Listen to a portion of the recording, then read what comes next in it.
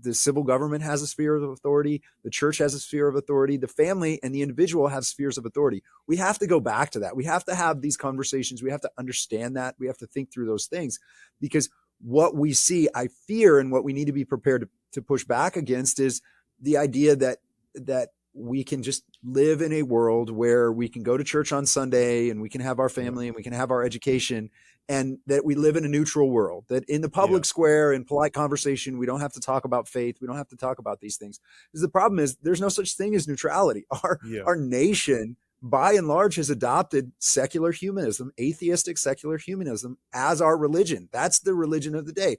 And that religion is what led to communism, socialism, and the bloodiest century in human history. The most oppression in human history came from that.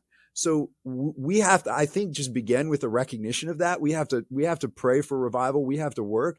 And part of being able to push back against, the next thing that comes like this, and there will be something else that comes. Yeah. The next thing that comes is we need to be doing what we're doing here. We need to be talking about it. We need to be accurate in what we talk about in history.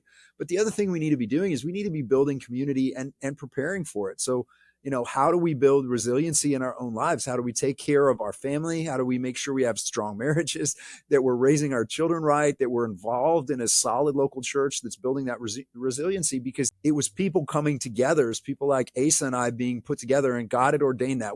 There was nothing Asa and I could have ever done that would have brought us together. And there were so many connections that God had ordained ahead of time, but that could have never happened. So we need to be building and working for those things. And we cannot just cede ground to the world and think that society is going to be blessed and flourished without the influence of the gospel.